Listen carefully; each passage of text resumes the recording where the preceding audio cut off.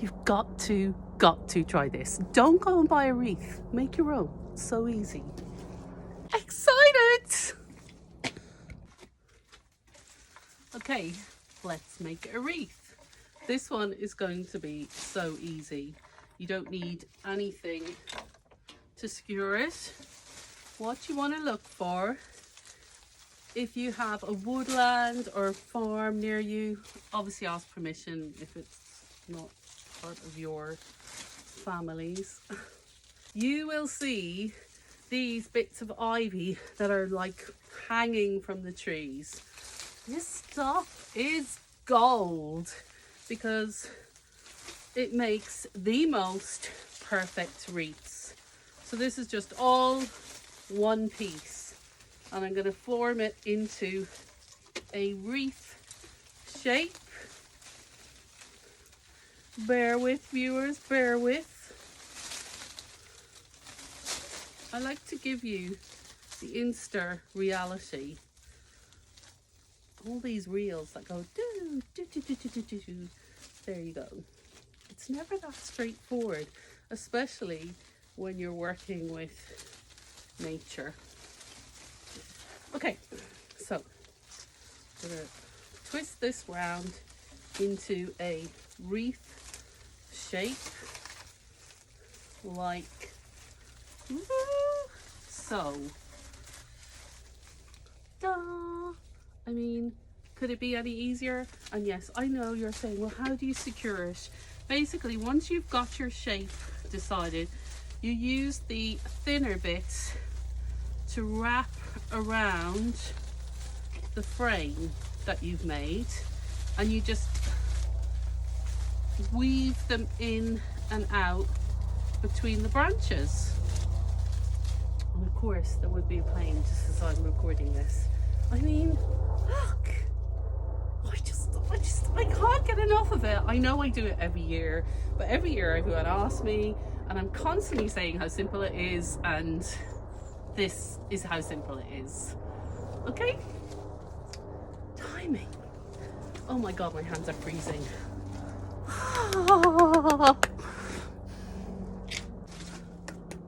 Here we go. First wreath of the season. Excited. Okay. I am a lover of the au naturel look, but if you want to add more to it, you can. I love these twigs that you see a lot of now, covered in lichen, never know how to say it, and you can get some pine cuttings and of course some holly with berries, although now that the snow has come there may be less of that to find. And if you are picking holly, do try to pick only what you need, because the birds need that.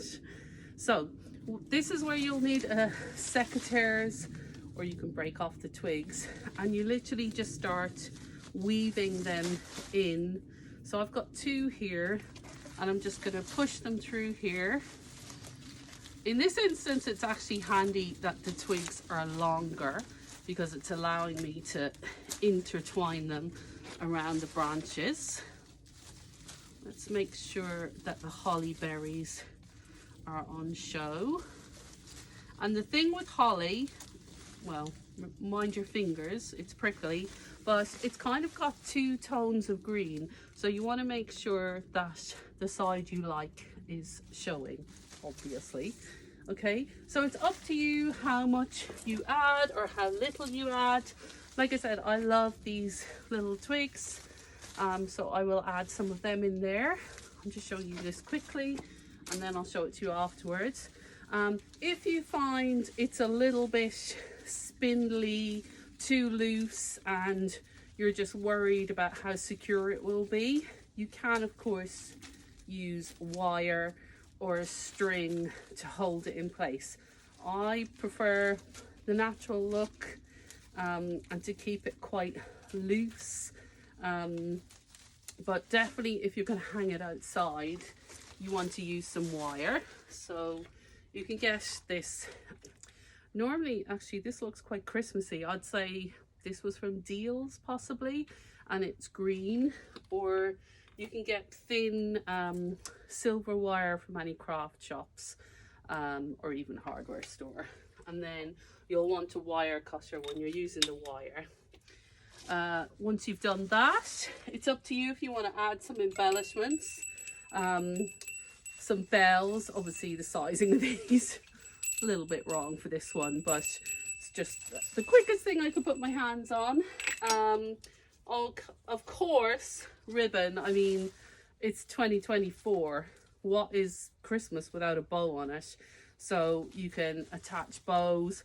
I would definitely say go much bigger. Red velvet obviously is a classic, but what's really nice is if you mix, like we'll say, a thinner bow and a thicker bow and have lots of strands, it can look really pretty too. But go with your color scheme. So obviously I like a bit of red. But if you're more into your golds and navies, whatever, you choose what works for you.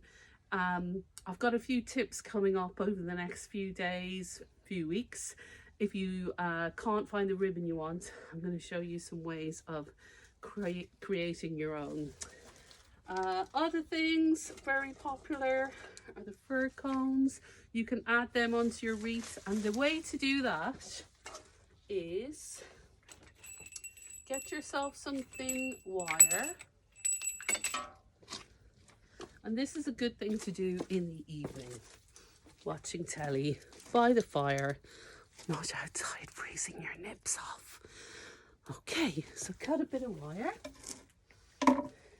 and then get your fir cone, and what you want to do is go under the fir cone here and sort of weave it under, ideally so you can't see the wire. Okay, so see that? You can't see the wire? And then twist it round to secure it. And you can cut off the end bit. And then make sure you leave a longer bit of wire. And that is what allows you to place it into the wreath and then twist the wire around to secure it in place. And the general rule of thumb, if you're putting anything like fir cones or anything decorative, is to do it in groups of 3. And there you go. That's a very quick run through on making your own natural wreath. And my little robin has just appeared and I want to try and get it on the video. So yeah, not so little. She's getting quite pudgy. Let's see if we can get her. I haven't even finished her and I love her. Sometimes less is more.